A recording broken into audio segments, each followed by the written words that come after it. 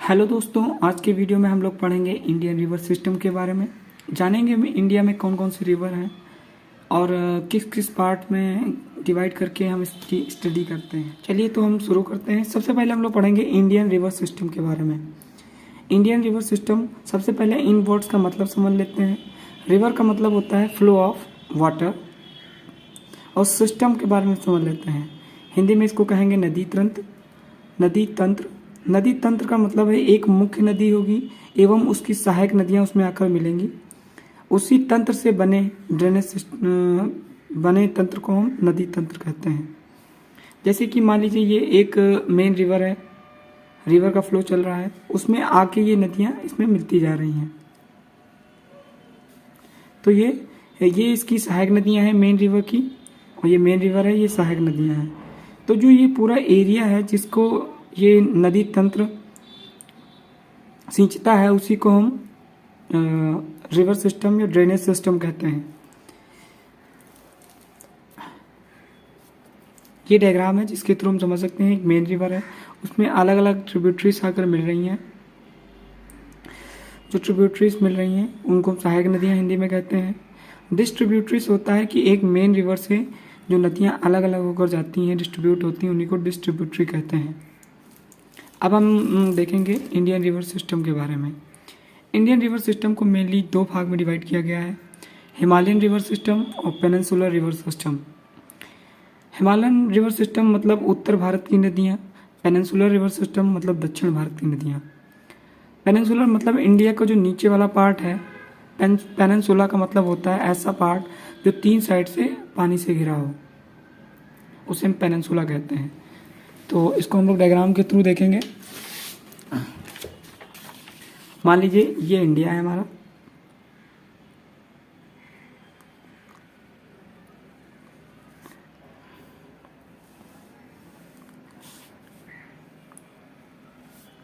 ये हमारा peninsular reason है जो चारों तरफ पानी से भरा हुआ है। ये अरेबियन सी इधर, बे ऑफ बंगाल है, इधर इंडियन ओशन है। ये यहाँ की नदियों को हम पेनिनसुलर रिवर्स कहते हैं और यहाँ की नदियों को हम उत्तर भारत की नदियाँ या हिमालयन रिवर्स कहते हैं। तो आज के वीडियो में हम लोग पढ़ेंगे इंडस रिवर सिस्टम के बारे में। सबसे पहले कुछ खासियत देख लेते हैं हिमालयन रिवर सिस्टम की और पेनिनसुलर रिवर्स की। जो हमारी हिमालयन रिवर्स हैं, इनका जो सोर्स है ये कहाँ से निकलती हैं, तो ये ग्लेशियर जो बर्फ़ है पहाड़ों पे वो पिघल पिघल कर बह के आती है। और ये जो नदियाँ हैं पेरेनियल रिवर्स हैं, मतलब ये पूरे साल भर इनमें पानी आता रहता है, मतलब ये सदाबहार नदियाँ हैं। ये जो नदियाँ हैं इनकी लंबाई लगभग ज़्यादा से ज़्यादा है in comparison to peninsular rivers के कंपैरिजन में। इसमें तीन प्रकार के सिस्टम हम लोग पढ़ेंगे, Indus river system, Brahmaputra river system, Ganga river system.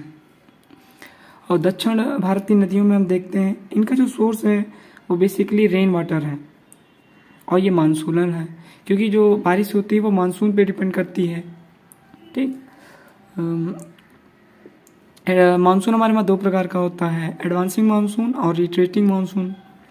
ठीक, तो ये मानसून पे डिपेंड करती हैं और ये सीजनल रिवर्स हैं। इनकी लंबाई कम होती है इनके कंपैरिजन में।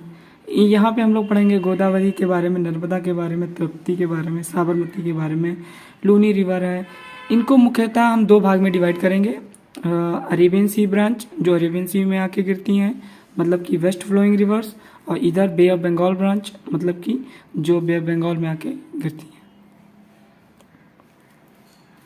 अब हम लोग पढ़ेंगे सबसे पहले जो हमारी हिमालयन रिवर्स थी उसमें एक टर्म था इंडस रिवर सिस्टम।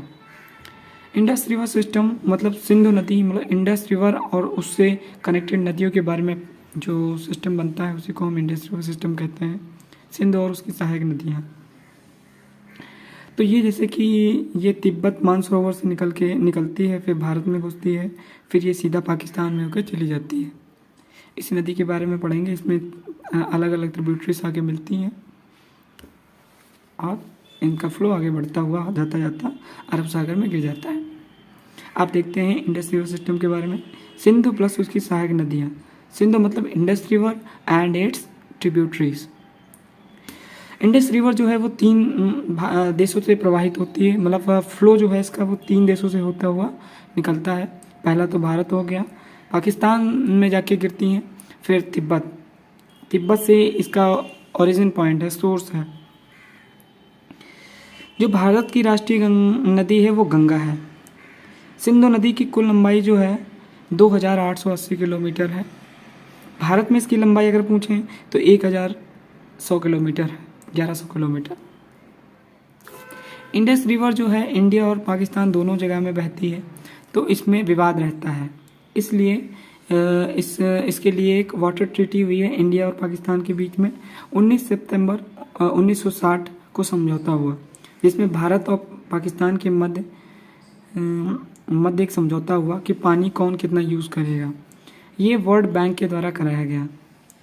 तो इसमें क्या है ट्रीटी, इसके बारे में समझते हैं।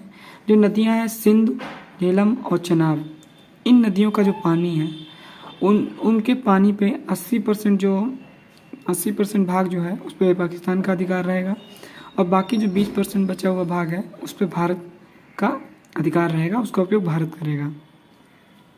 बाकी जो 3 नदियां हैं जैसे रावी हुआ, ब्यास हुआ, सतलज, इन नदियों पे भारत का 80% हक है और 20% पाकिस्तान का हक रहेगा। ये नदियां जैसे कि इंडस है, इंडस रिवर में कहाँ पे आके कौन सी नदी मिलती है उसको हम डिटेल में समझेंगे, पर सबसे पहले इसका रफ डायग्राम समझ लेते हैं। ये सतलज नदी है, सतलज नदी में आके ब्यास नदी जुड़ जाती है, फिर ये रावी नदी चनाब में मिलती है, झेलम भी आके चनाब में मिल जाती है, ये सीधा मिलके सतलज में मिलके इंडस नदी में मिलके पाकिस्तान में चली जाती है।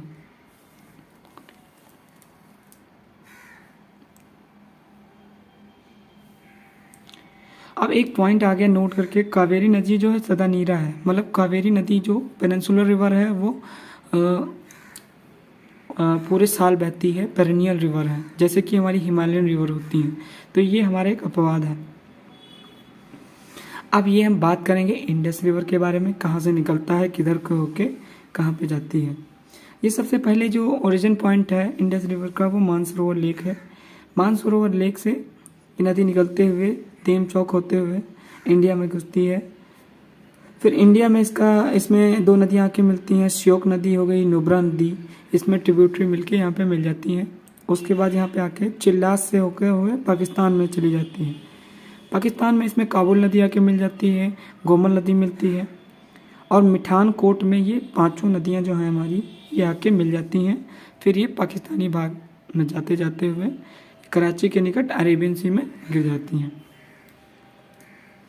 अब ये जो 5 नदियाँ जुड़ती हैं इसके साथ में इसके ट्रिब्यूटरीज, उनके बारे में हम देख लेते हैं। सबसे पहले हमारी जो है सतलज नदी। सतलज नदी जो हमारी है वो राकस ताल से निकलती है, तिब्बत से, ठीक, राकस ताल तिब्बत से होकर निकलती है। और यहाँ पे एक ब्यास नदी जो है व्यास कुंड से निकलती है, वो आके यहाँ पे हरिके बैराज पे मिल जाती है, ठीक। ये इसका फ्लो आगे बढ़ता हुआ निकलता है। इसके ऊपर जब जाएंगे तो मिलेगी हमको रावी नदी। रावी नदी रोहतांग दर्रा से निकलती है, ठीक, और ये आते आते यहाँ पे मिलती है। फिर हमारी भागा और चंदा नदी जो है वो मिलती हैं, 12 लाचा पास से निकल के ये मिलती हैं और मिलकर चनाब नदी बनाती हैं। ये झुंग पाकिस्तान के पास में झेलम नदी से मिलकर ये फिर इसमें मिल जाती हैं, फिर ये मिलकर पंचनाद बनाती हैं। 5 नदियों का मेल जो है इसमें बनाती हैं। तो ये हमारा था इंडस रिवर सिस्टम। अब इंडस रिवर सिस्टम में कौन कौन सी नदियाँ हैं? इंडस जो हमारी मेन रिवर है, बाकी इसकी ट्रिब्यूटरीज हैं, झेलम नदी, चनाब नदी, रावी नदी, ब्यास नदी और सतलज नदी। अब एक एक करके हम लोग इसके बारे में डिटेल में पढ़ेंगे। सबसे पहले पढ़ेंगे झेलम नदी के बारे में। झेलम नदी, इसका प्राचीनतम नाम जो है विस्तता है। इसका ओरिजिन जो है वेरीनाग झील से होता है, ये जम्मू कश्मीर में है।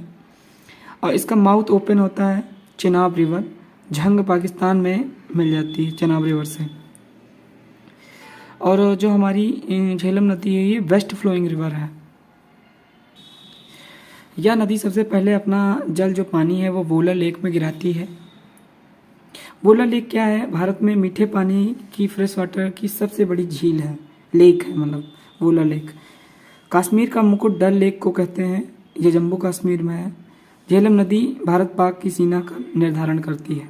जैसे ये देखिए झेलम नदी यहाँ से निकली और ये देखिए भारत पाक की सीमा का निर्धारण करते हुए पाकिस्तान में एंट्री कर जाती है। अब बात करेंगे हम चेनाब रिवर की।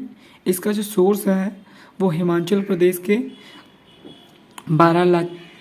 लचाला दर्रा से है। इसका प्राचीनतम नाम अस्किनी है।